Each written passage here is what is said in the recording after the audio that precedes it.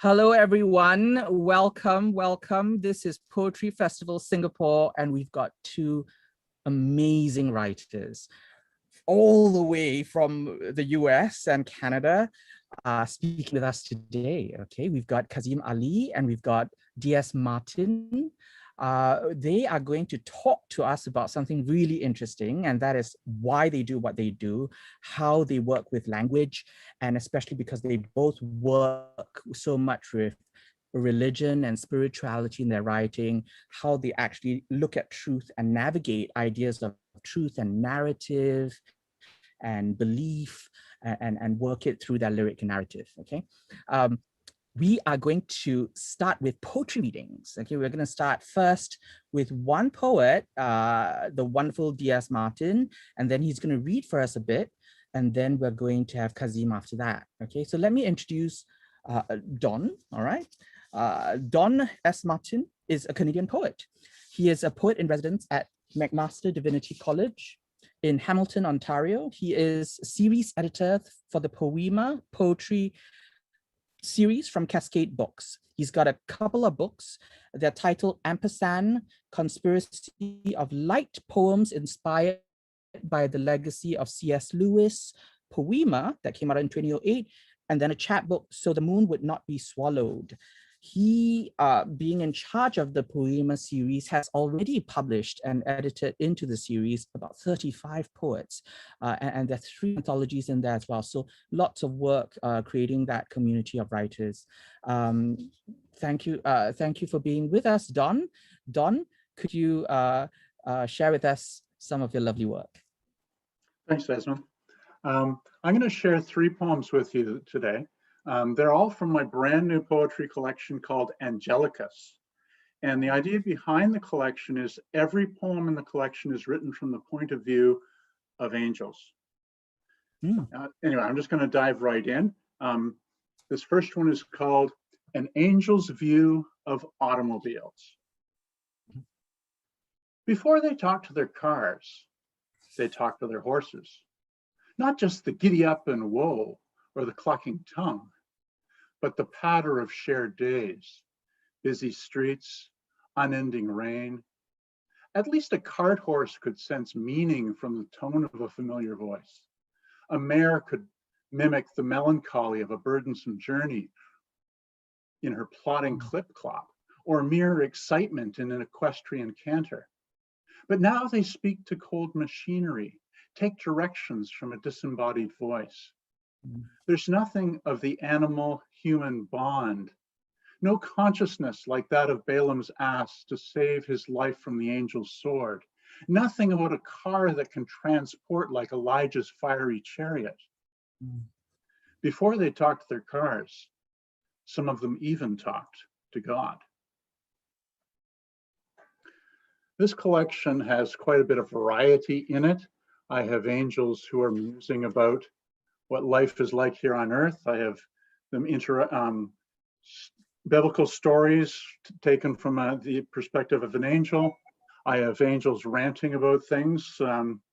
This one in particular is a bit of a rant. It's called Teen Angel, and it's about an angel who's particularly annoyed with a pop song. I don't know if you're familiar with it from back in the early 60s. So this is called Teen Angel. What is it about your little girlfriend, O child of clay, that makes you sing of her as an angel? Is she a terrible being of fire and light, able to mete out destruction and death? Does God's judgment linger on her breath? Her foresight seems far from prophetic. Her insight, pathetic. Rushing back to the car, broken on the tracks for some sentimental token. It fits for a hit record, but in a limited way. For when 8,100 tons of rushing steel steals her earthly future, why wouldn't that fling away the ring clutched in her fingers? I'm weary of the worn out up above rhyming with love, and dead dolts in cartoons sprouting wings. Death does not make you higher beings. That's not how it loses its sting. And this one is called An Angel Explains Prayer. You make the simple so complicated, little one. But then to explain, I may need to make it more complicated still. It involves the master's triunity, how number 3 translates, and number 2 advocates, though number 1 knows what's going on before one word is said. It's like when you whisper, "Dear God, I carry your intentions to the skies," although it's not me carrying them at all. 1,000,000 angels circle the master besides the 6-winged seraphim who are always singing praise. Each has their prayer burdens to share, but when I arrive, it's like a tornado that can't touch me. All's a blur in the whirl of wings and wonder. There's a hum of voices and trumpets, and then his eyes lock on mine, and nothing else is there but your prayer and his compassionate stare. Simply put, you speak, and without interrupting a single raindrop in mid-fall, the universe and everything beyond the universe more than stops, has stopped, ceases in anticipation of ceasing, and the magnitude of magnitude, the magnificence of magnificence bends, enthralled with your turning in his direction, with the very sigh of your being drawn heavenward. Prayer too, little one, is when he reaches out to you. But by that point, you've usually lost focus, distracted by his apparent silence, your prayer's eloquence, or perhaps the fine design of your shoes. Lovely. Thank you. Those are lovely poems. So much about angels, Don. So what is the with the obsession with angels, and why did you decide that that would frame your entire book, at least for this one?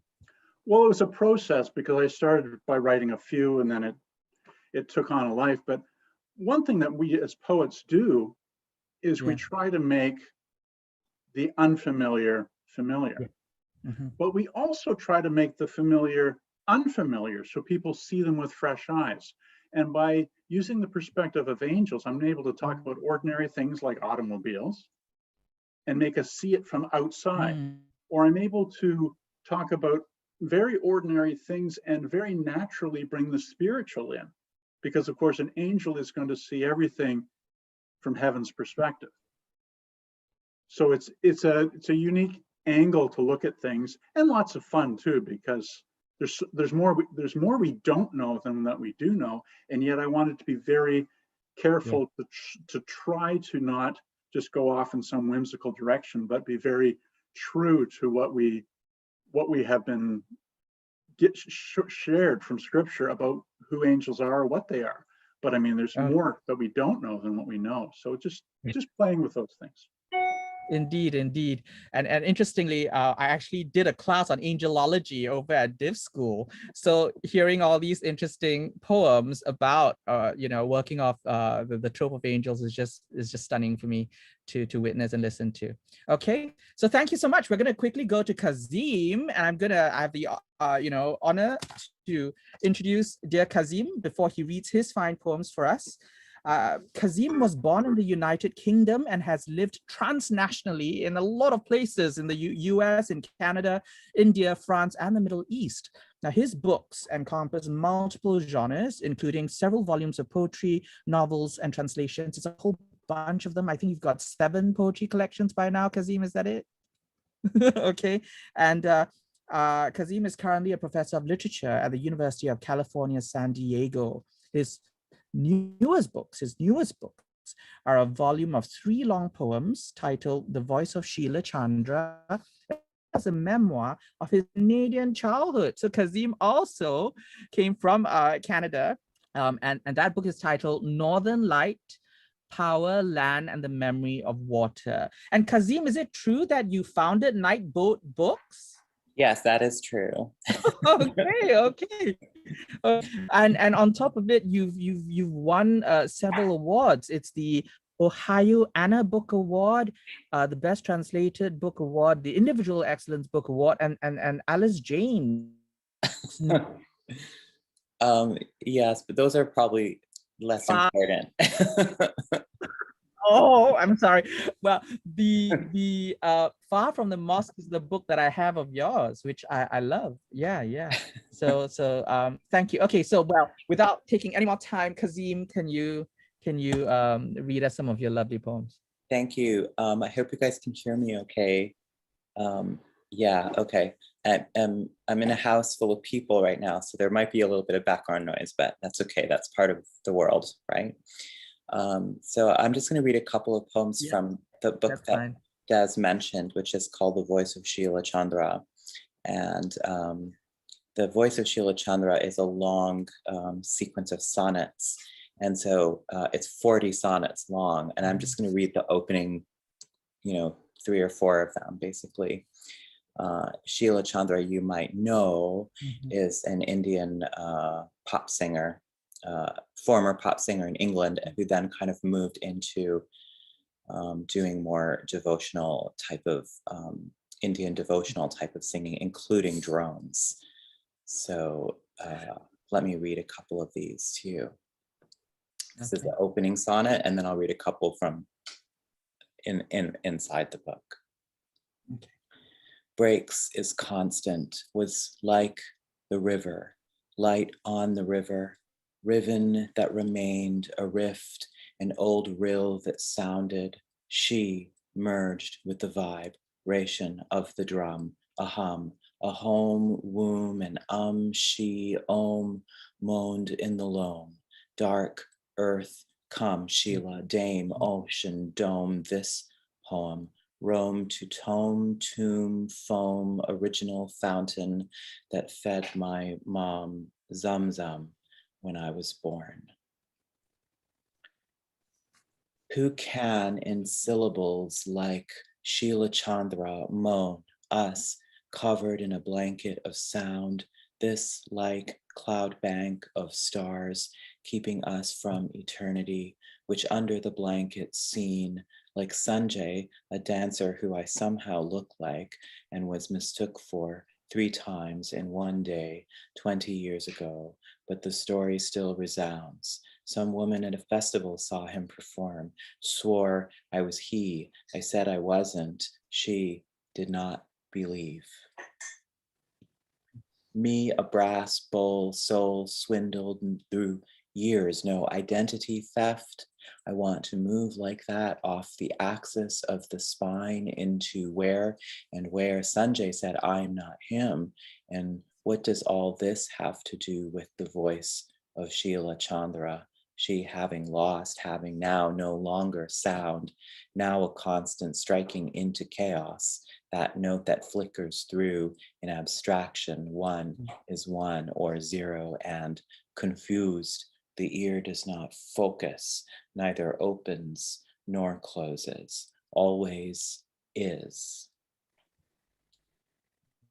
Long before she lost it, drifts unanchored, wanted to merge, and the body of the singer become the body of the instrument, talk to the drum, find it, hum, study its vowels. She made her vow to sound slowly, syllable by syllable. She pronounced words in Uzbek, word unmoored, word pure, sound, oh, river, long had I been long seasons invaded by your current, devoured your tongue of water, those years, time bent, my one voice spoke.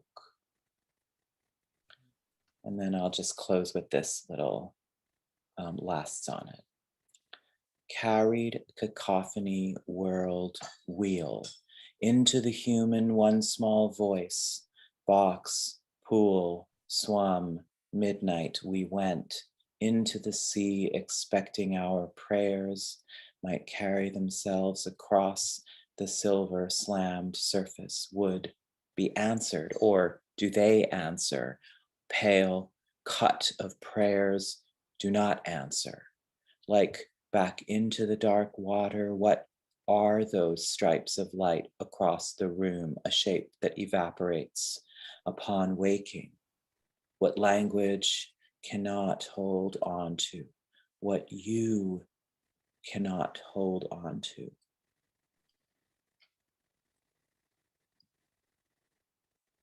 Wow, love that line. You know, what language can hold on to.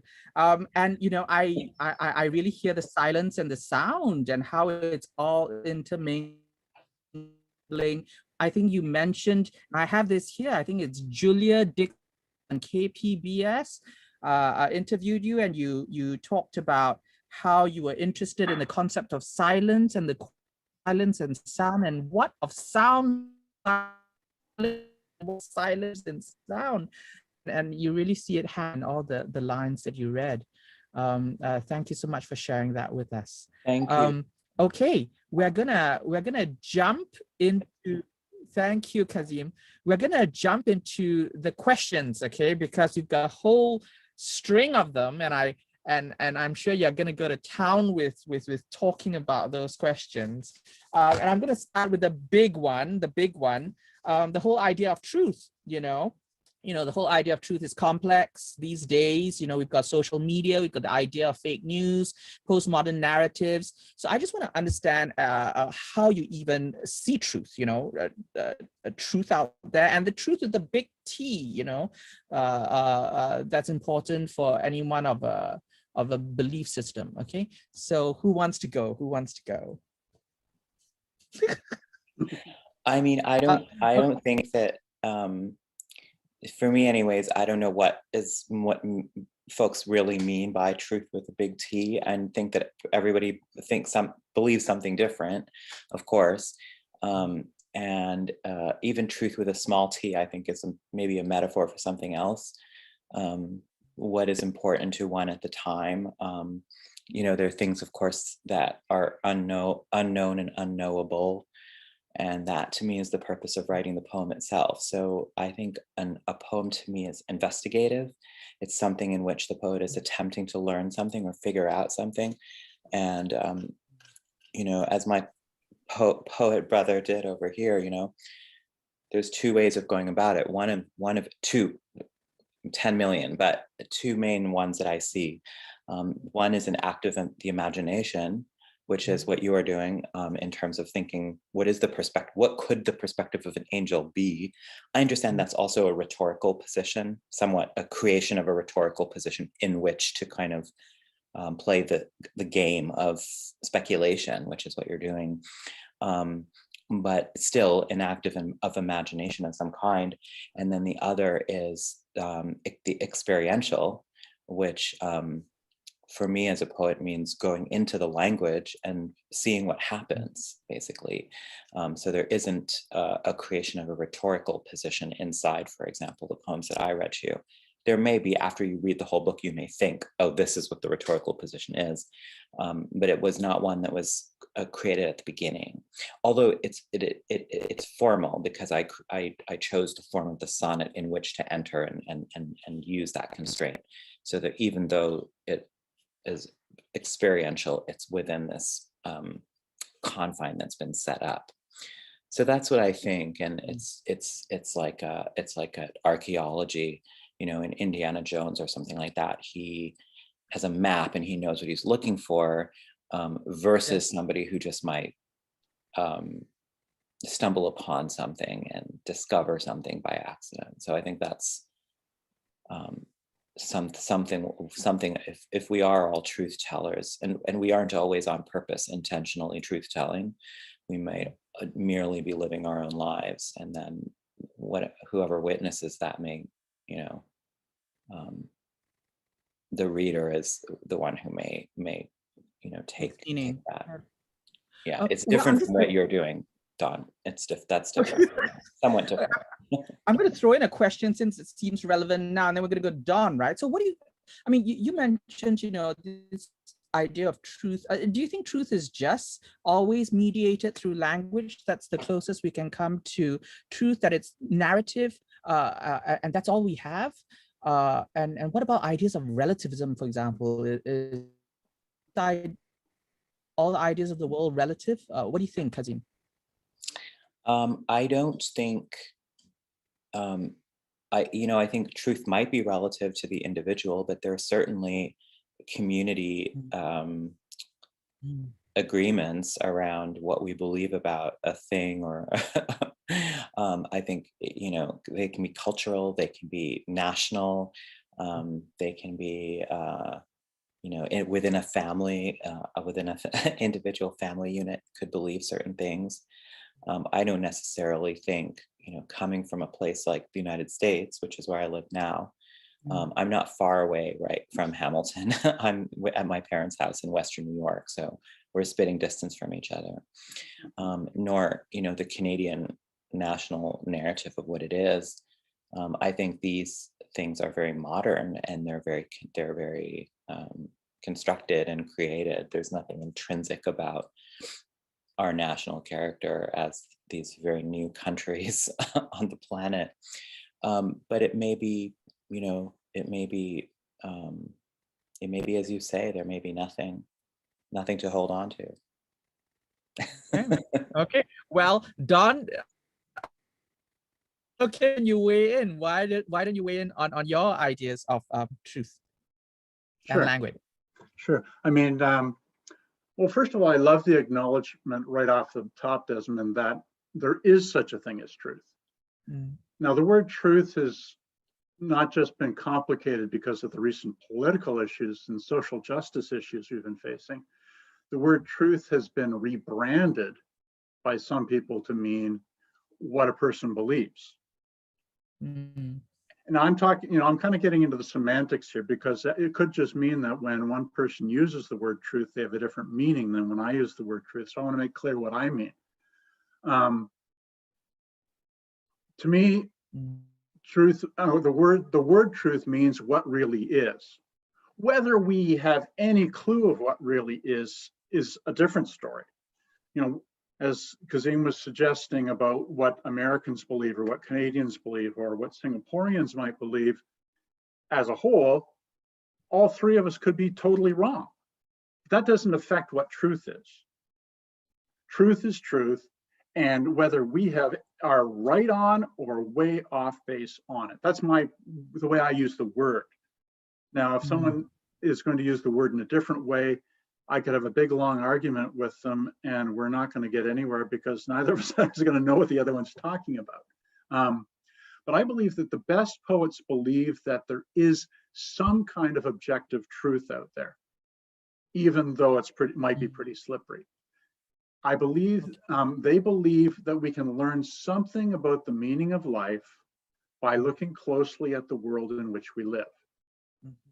The best poets are people who seek to discern what may or may not be true in what various writers, artists, theologians, philosophers have said. And they're willing to listen to, but not be dominated by the politically correct voices all around us.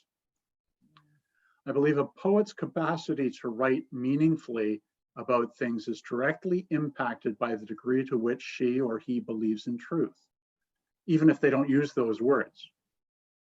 Although, of course, admitting that the truth isn't fully comprehended, and perhaps even doubting if we've come close to it.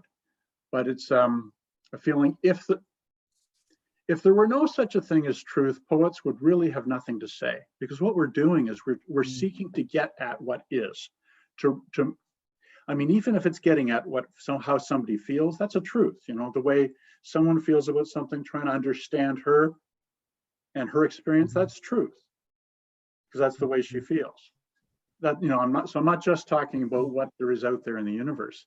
It could be as simple as, what somebody had for breakfast or whatever. Like, those things are truths, even if they think what they ate was different than what it really was. So truth is expressed in poetry through its attention to the particular. If a poet wants to talk about any experience, let's say, for example, a long distance road trip, She'll get specific by describing certain details. It could be the hum of the tires on the road, the whoosh of the air through an open window, the glisten of the sun off the car in front of them, or even the stiffness that's going through the driver's legs after driving for a long time. And readers who have experienced these sorts of things will say that this rings true for them. That's a phrase we use, it rings true. And those who've never experienced it before, maybe never even been in a car before, they will be able to gain some kind of a sense of what that experience is like. Mm. Mm. So Thank we're you. inviting people into experiences. Yeah, Kazim, do you want to jump in? You seem like you've got something to add to this conversation. It's great. Let's we chill and let's just have a discussion, have a conversation. Yeah, what do you think? I'm not sure. I'm not sure we disagree necessarily, of course, but I don't know. I mean, when you say that there is truth, there are things in the world, things exist in the world, people have feelings, things happen. But I can agree on that part. That's the manifestation of what you're talking about. But I'm not sure I personally agree with the root side of things, which is like that there is objective truth. I don't think there is actually, and I'm not sure what you're describing is actually what most people might think of as objective truth. So it's possible that we would have an argument about semantics, that's probably not worth having. But Right. at the heart of what I think is, I think the world is in flux and is in a constant state of creation and manifesting itself, both at the quantum level, which is science, not poetry, but also in the way that we interact with each other. I think we change relationships. I think we change, yes, I'm sitting on a chair right now. I mean, that's true enough. But what is it, the relationship between me and another person? We can't ever say, because, as in the subatomic world, as soon as I start examining a relationship, it's not the same relationship anymore. Or as soon as I and the other person begin interacting anew on each passing day, the relationship has changed too. So I think that might be a metaphor for how I feel the entire world functions. And the only example that I can think of that, perhaps the best example that I can think of that, is like the assault on truth, the way you're talking about it, that happened in the United States of America in the last, 5 years, perhaps, with our national leaders, national leader, singular, I'm going to call him out, who basically had no regard for what the reality was and recreated reality every day with his language. And what he said actually became true because there were hundreds of thousands of people who agreed and followed along and said, yes, that's the sky's green now, the virus is this and the election was stolen. And it's just like, you're like, wait, this is none of this. How can we, so that notion of complete relativism, I felt like sort of got borne out, and we're having a battle right now over, what things mean. So that too is political and not necessarily about how we as poets function. But I don't, if there is a truth that exists in the world, if there is one, it's not fixed, and we can't ever know it, because as soon as we come to, it will change. Okay, Don, what do you think? What do you think of that? Well, I'm not sure we're saying this different things at all. No. I think we're sort of understanding something in a certain way, and we're talking about it somewhat differently. I think we're talking about the same thing, Kazim. When you talk about Donald Trump, and by the way, I definitely stopped people calling me Donald whenever after that he rose to power. But I really believe that he had this belief that whatever he said became true, that somehow it was true because he said it. Now, the way I use the word truth, and again, it's the way we use language. The way I use the word truth, I would say what he was saying was not true. No matter how many believed him, even if I believed him, even if everybody believed him in the whole world, that doesn't necessarily make it true as far as the way I use the word. So we're really talking semantics about any difference here, because I think I agree with the things you're saying, how everything is in flux and how even examining things, they change. But that's a truth. And if I wanted to be a really, smart aleck, when you were commenting, I could just have summarized by saying, yes, Kazim, I think that's true. And Okay. I mean, it's the way the language has been used. And I know I'm a bit of a dinosaur on this one, but I like clinging to that word truth the way it was traditionally used, so that there would be less confusion. One thing we as poets do is we are guardians of the language, both, and that doesn't mean keeping the language to always mean what it meant in 1622 or something, but even to expand the meaning and change it. But we're guardians of the language, trying to make it more precise, less sloppy, more interesting, more exciting, more creative. And of course, we have the problem of things becoming cliches so quickly the more we've heard them. So we have to try to remake the language to make it fresh. But I believe that there are things out there that are worth talking about, and therefore that's one thing that poetry is important for, is that we are guardians of the language, and we're seeking to make language speak in ways maybe it never has before, or being able to talk about things. And I think sometimes, maybe we need to come up with a new word to mean truth the way I mean it, and a new word to mean truth the way some other people mean it, so that we aren't at cross purposes. I don't know. That's no, interesting. Yeah. Perhaps the very idea of the word has lost so much of its meaning over time, and what do we do with it, right? But oh my goodness, I just want to ask that. Okay, so many words got dropped. Objective. The idea of the absolute and truth.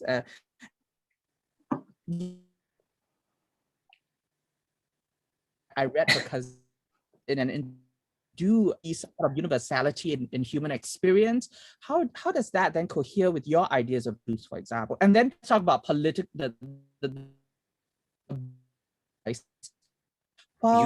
broke up a is in little. flux all the time, right?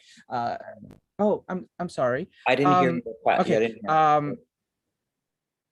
Okay.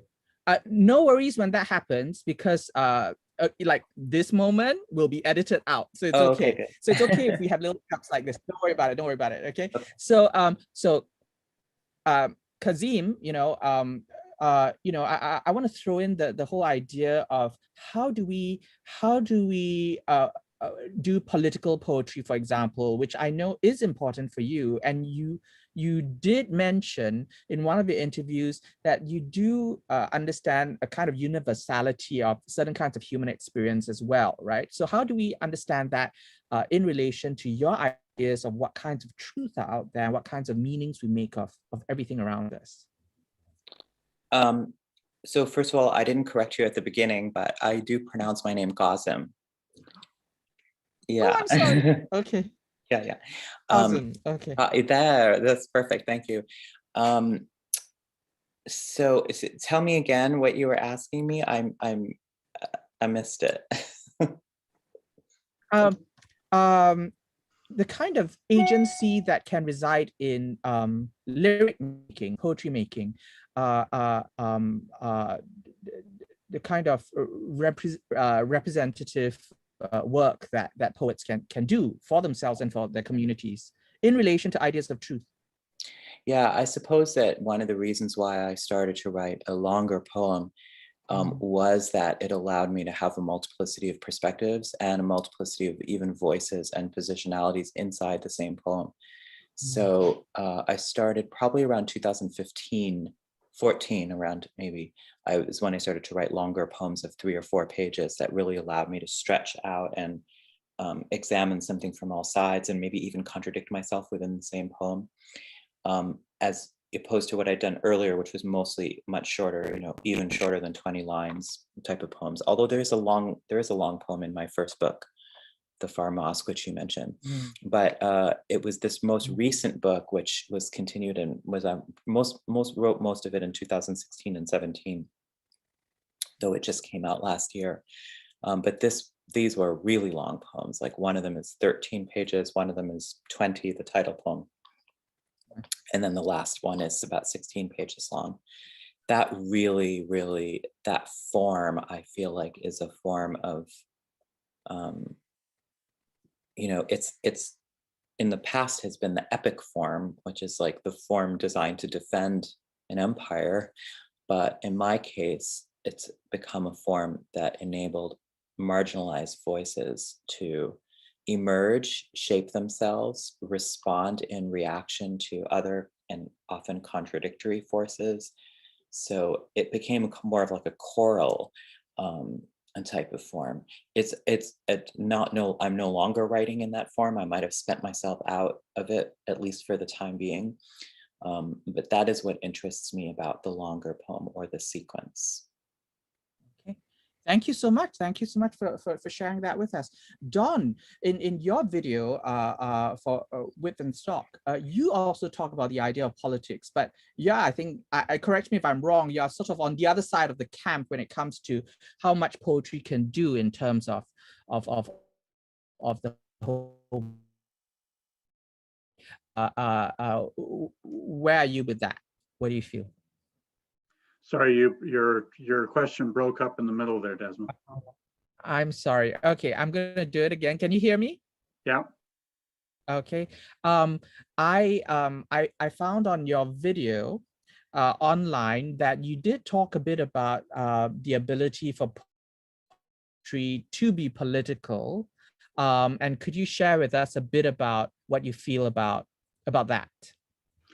Oh, I believe that poetry can be quite political. I've just found that often poetry that is overly political ends up becoming more of a pamphlet and loses its sense of purpose. It starts becoming trying to campaign for something.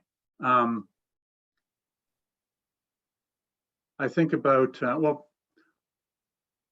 if you think about what the poet values might not be what the reader values, but it's not the author's job to convince them, but to simply get at what it is that he or she sees.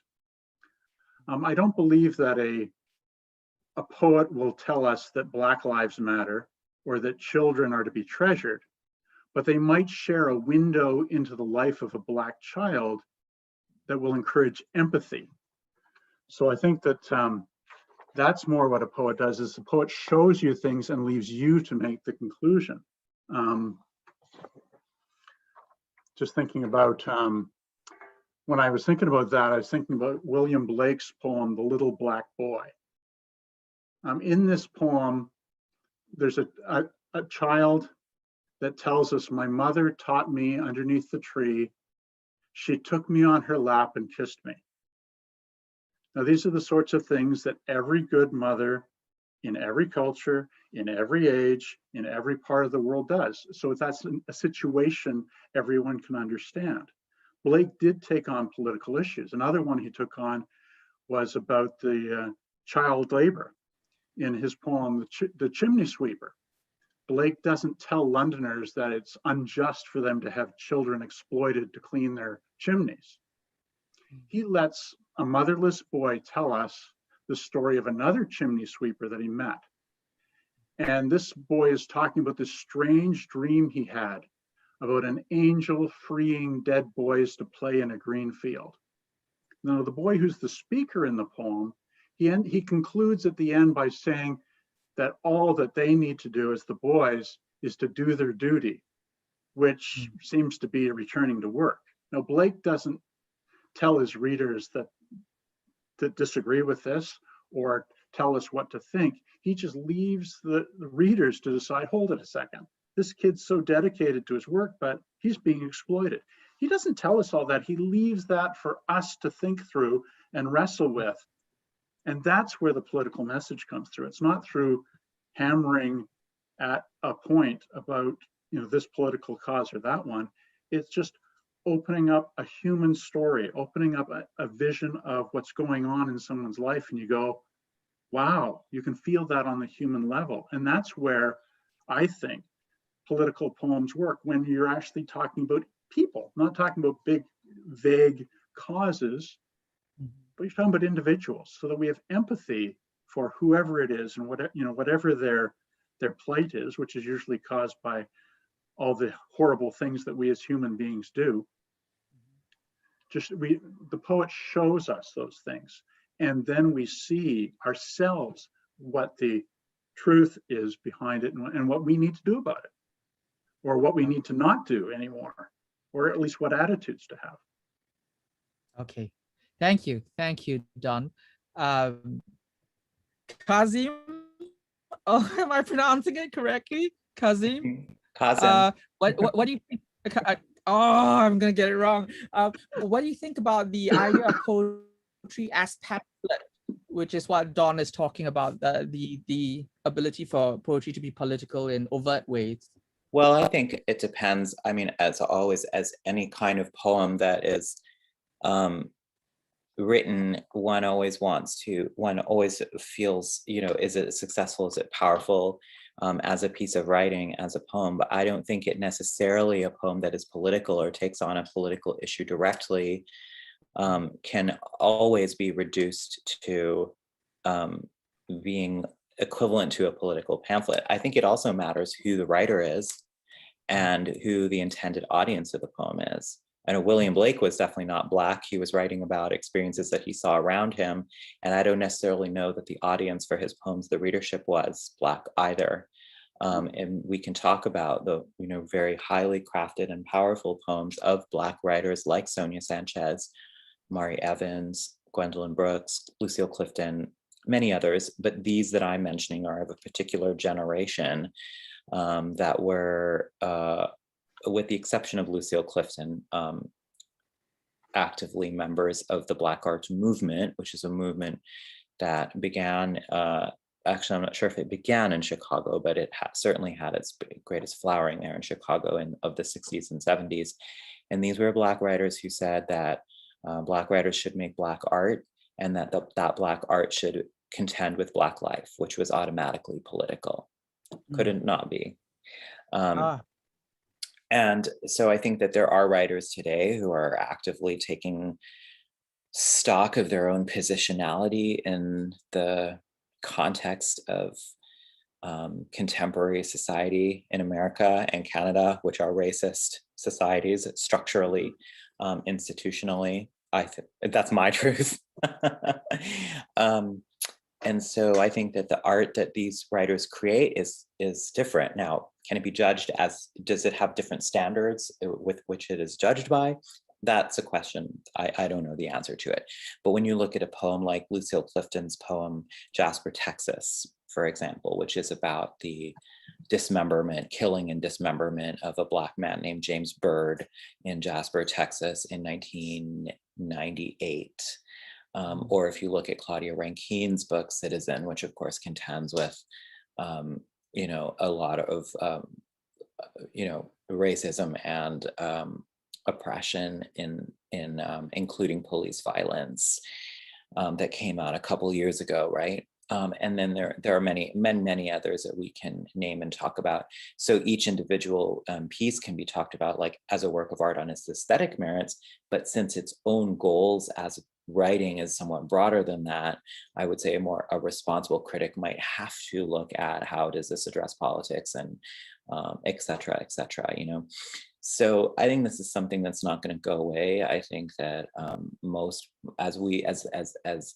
as the community of writers grows and as more and more people come into writing poetry and having access to publication venues and getting their work out there, you'll see work that more and more engages with social and political issues from the position of the people who are living them, who might not think of that as a social or political issue. Do you understand? So I, as a person of color, might not think writing a poem which addresses anti-Asian racism, for example, that just might be my Saturday night.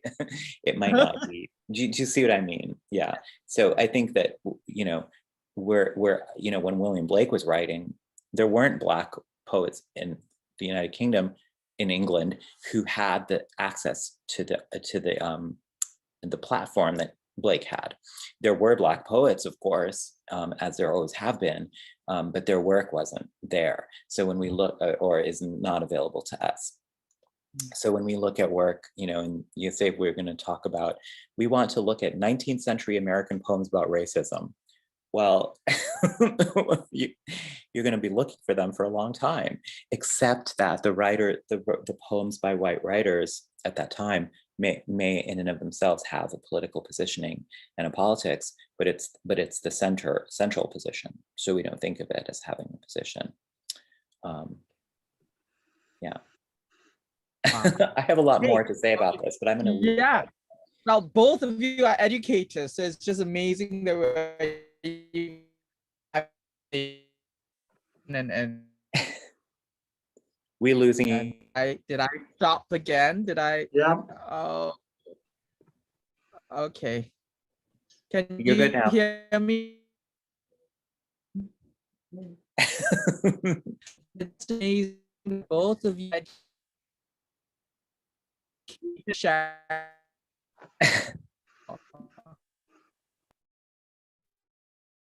Okay, let's just I've jumped a few questions down, so let's just go back to the things that you like to write about, which is religion and spirituality. So very quickly, can you tell us a bit about your personal journey with and define your religious and spiritual identity? Okay, so Don, I know you grew up as an evangelical, so can you tell us a bit about that journey for yourself? Well, my relationship with Jesus Christ is a central focus of my life. All I do, I seek to do in light of this. So that includes my relationships with my family, my friends, strangers, the way I spend my time, the way I spend my money, and my approach to art. One universal thing about good poets is they seek to write about things that matter. In my case, I find I'm often writing about God, seeking to get at different aspects of what it means to live in this world, to explore ideas concerning beauty, goodness, and truth. To wrestle through God's silence, to deal with the way people let our fellow human beings down, and the way my own shortcomings let other people down, even let myself down. I want to be more humble than I really am, to explore truth with as few assumptions as possible, and to bring glory to God through my life and my poetry. Oh, thank you, thank you. So it's central to your project, and as an editor as well, the whole series that you do for Cascade is all about bringing those voices together in one place, right? And in one of the interviews, you actually mentioned, I think, that the readers who go to this series actually have an expectation for a kind of literature that they're going to receive. So thank you for sharing that with us. Come, Kazim, how about you tell us about your growing up and your own spiritual journey, and how that has how that has shaped your own being, your sense of self. Yes.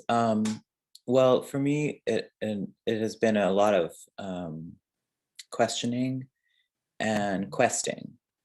So I was raised in a religious tradition, Islam, which was very much around the oral and the participatory.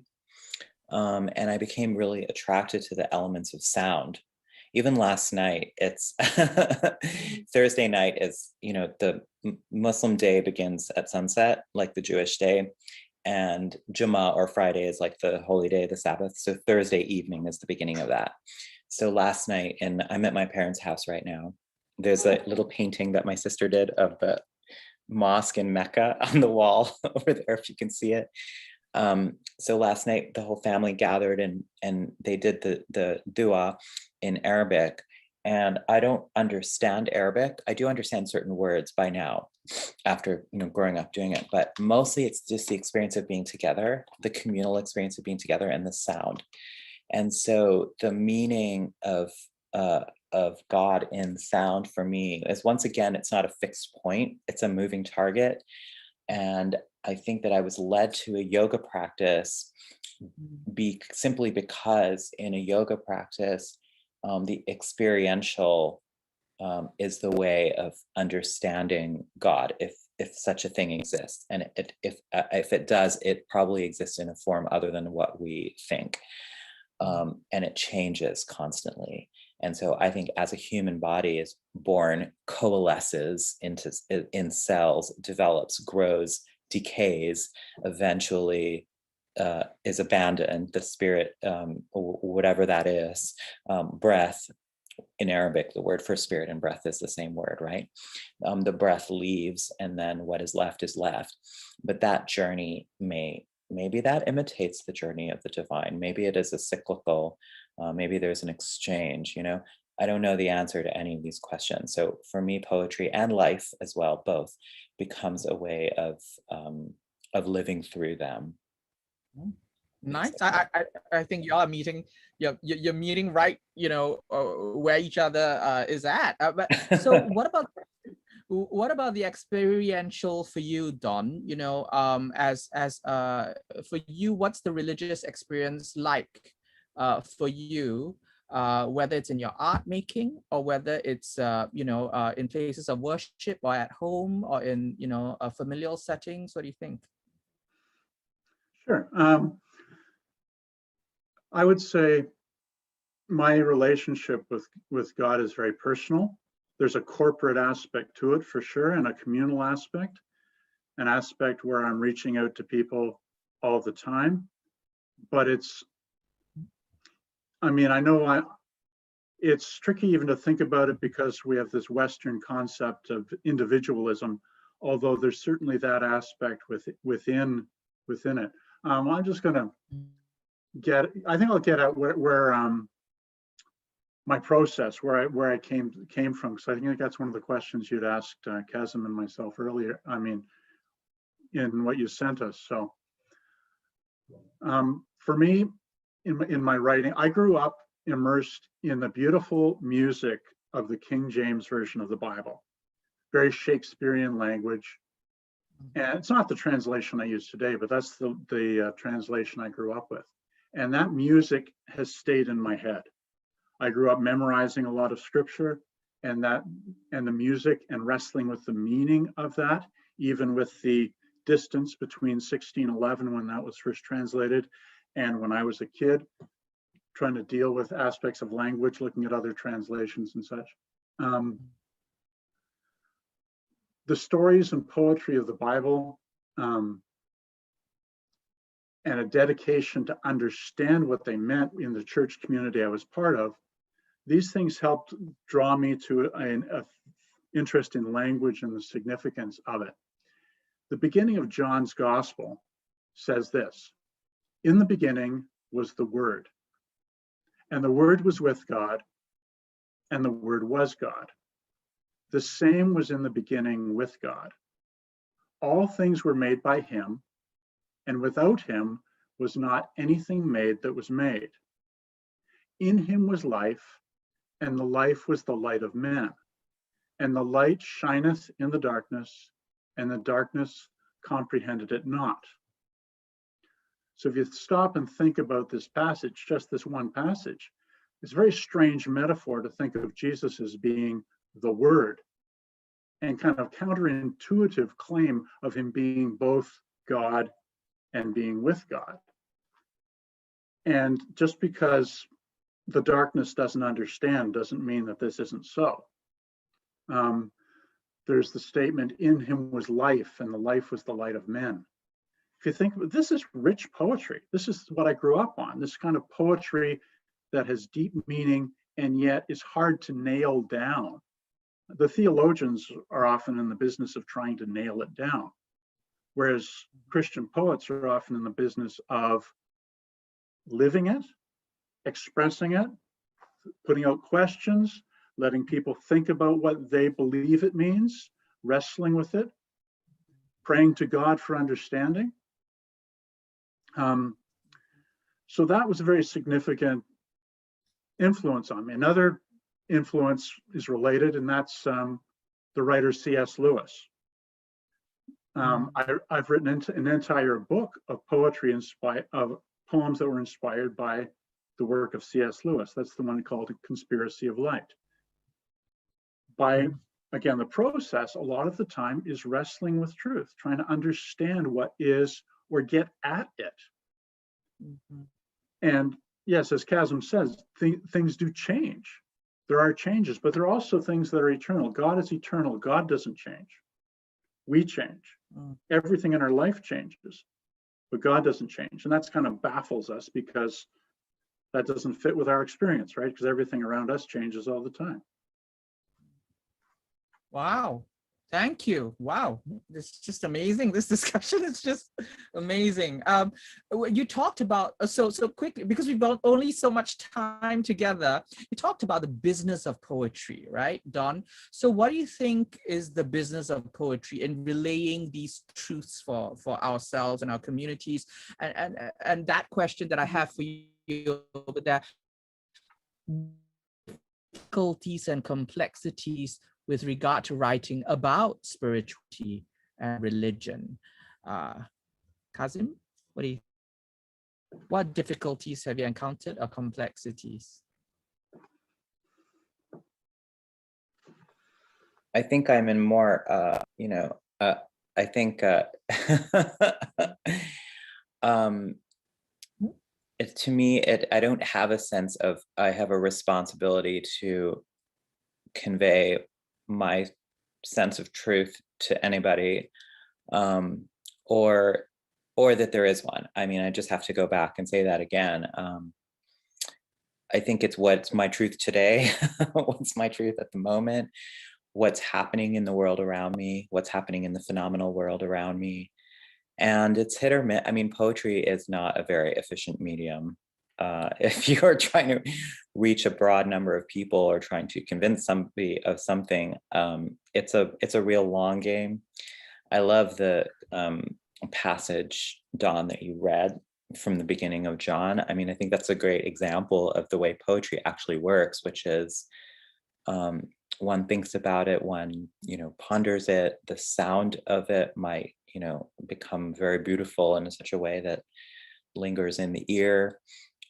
In some cases, for me, poetry isn't an action itself. It's not a description of truth, or it's not a description of something, but it is like the process by which one may come to know in the present tense of the making. That's certainly how my poem, The Voice of Sheila Chandra, was for me. And to this day, reading it out loud to you, it's like in that recitation, something happens. That's the case with the oldest scriptures too. That's the case with the concept of the utterance, or the concept of the pronouncement, that something would be pronounced and actually become real because it's been said. We still have, there's vestiges of that in our contemporary society. Mostly it doesn't happen anymore, but for example, when a officiant in certain states and provinces says, "I now pronounce you husband and wife," you are married in the eyes of the law. Something has happened. Or when a university president says, "I now confer upon you your degrees." Do you know what I mean? Those are instances where the language actually creates a legal reality, a legally binding reality.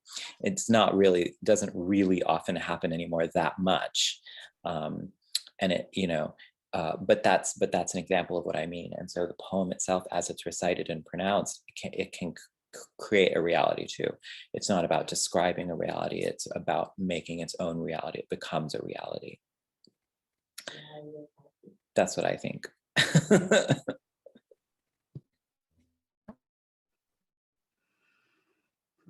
Yeah. Thank you. What do you, have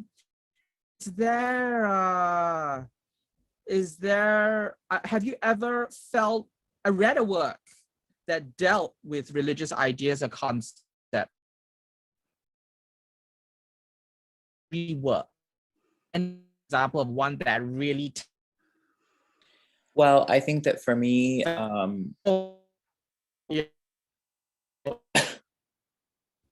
Don, what do you think? Sorry, I'm not hearing everything, Desmond. It's cutting out, so I didn't really hear your question clearly. Oh, I'm sorry. Can you hear me now? It's a little bit. We can hear you a little bit. Oh, I'm so sorry. It comes and goes. Okay. So, oh, okay. So I'm going to. Am I audible now? Yes. Okay. Okay. All right. Sorry about that. So can you? I'm going to ask the question again. Is there any kind of work that deals with religious ideas and concepts that you feel really worked, and then another one which really tanked? It just completely.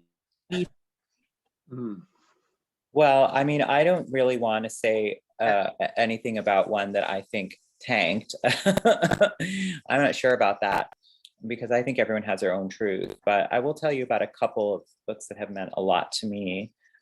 Certainly there's a book of essays by a writer named Fanny Howe. It's called The Wedding Dress. She's Catholic, and so it's very much from that perspective, but she's a quester, you know, she really wants to know, she really wants to understand.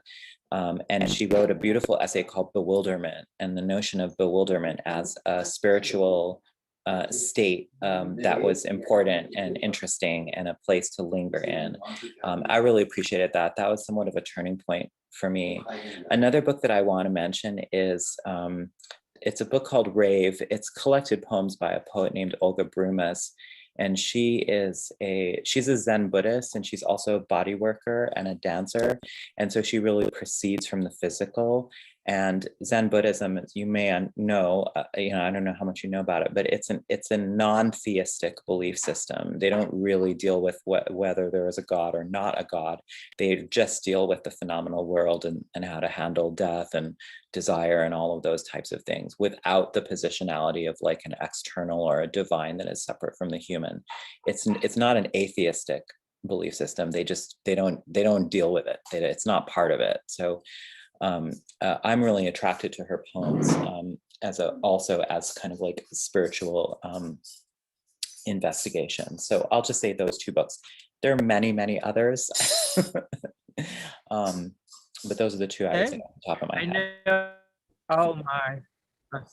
I mean, just reading your interviews, you could give us a whole list, right? I could.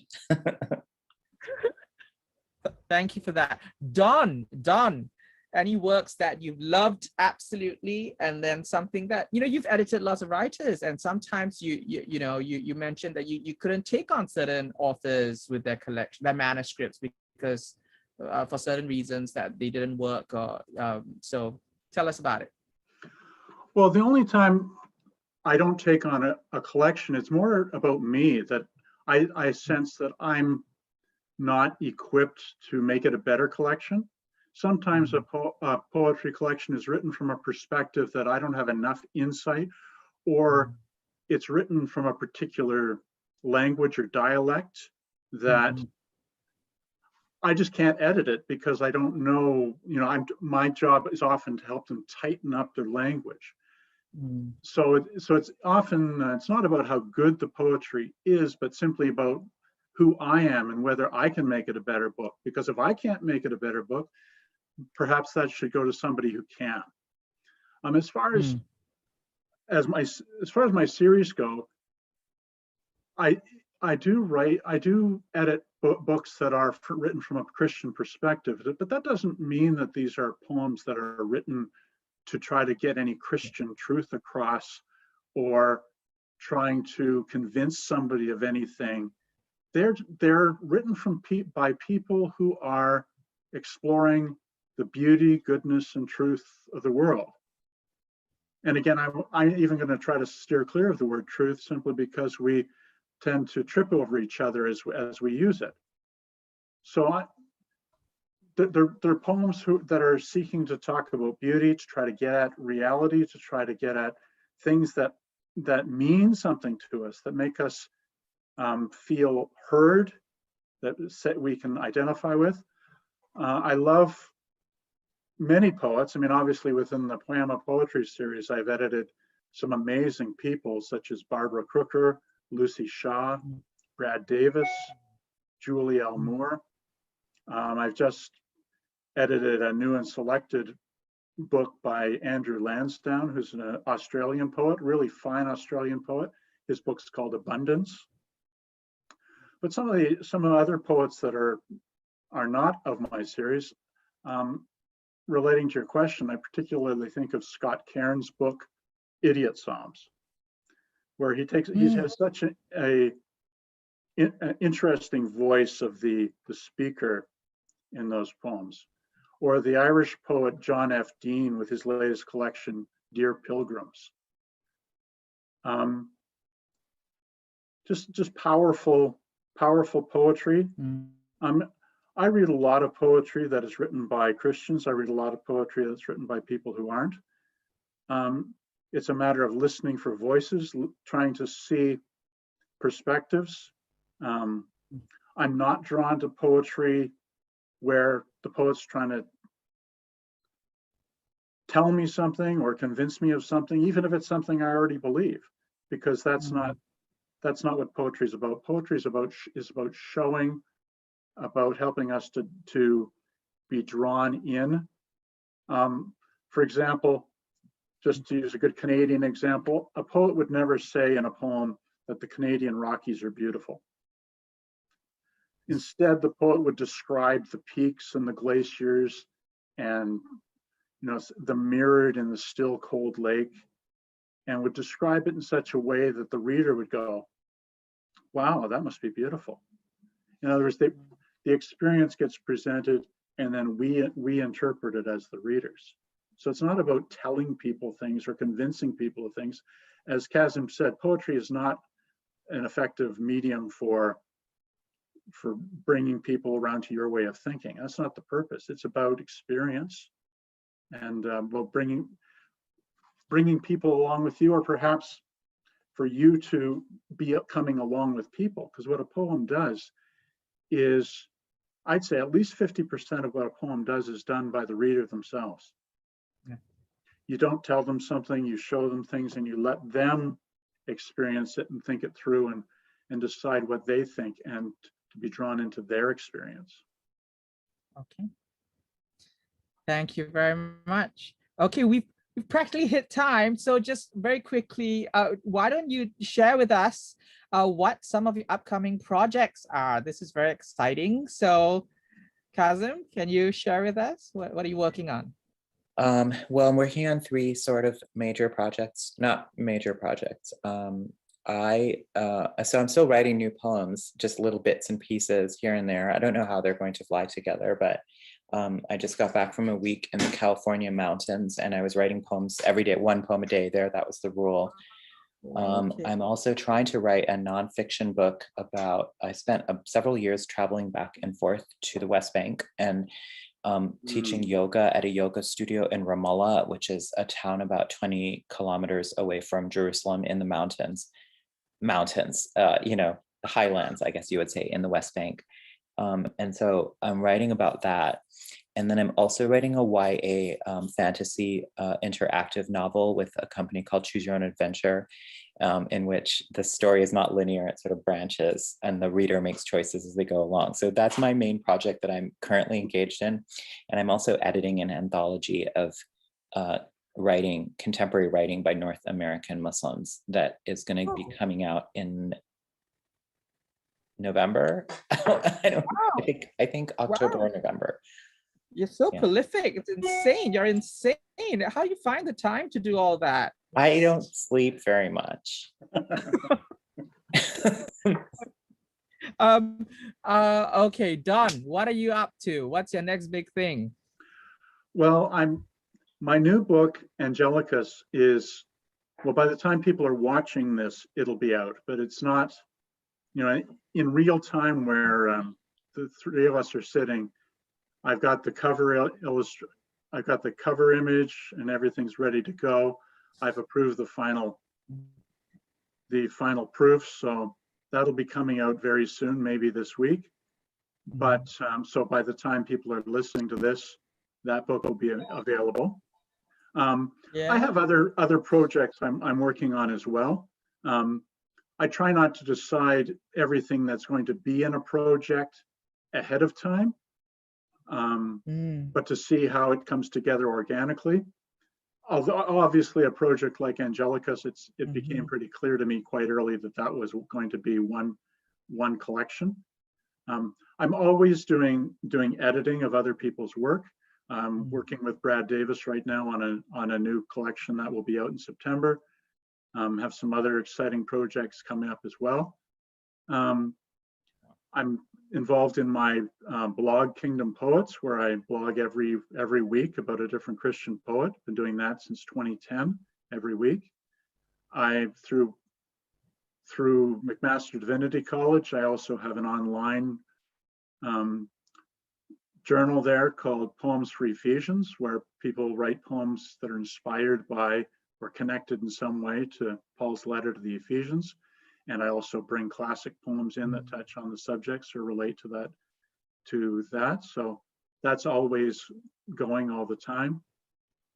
Just, yeah, there's always lots happening. And the main thing is to try to sometimes learn how to say, no, I'm not going to do that right now, because I've got a family whom I love, and I want to also spend time with them, not just living in my own little selfish world. So it's a matter of trying to be a whole person in that, and because obviously I think, well, maybe it's not so obvious, but I believe that by being that whole person, we're able to write more significantly about some of those things that matter. Yeah, well said. And you told me earlier that your two sons are grown up, they're adults, right? So Right. now you've got all that time, you've done all that parenting for the last how many years of your life? 20 of it, 30 years of your life, right? So anyway, Well, parenting we've never hit ends. time. I'm so sorry. Yeah. Oh, yeah, that's true. Not that I know anything about that, but so just I wish we had more time, but but it's just been amazing and an absolute honor and pleasure to listen to both of you. And I think Singapore and everyone around the world is just and edifying and just so rewarding. So everybody, this is Kazim Ali and D.S. Martin, both with roots in Canada. Check out their websites. They are all over the web.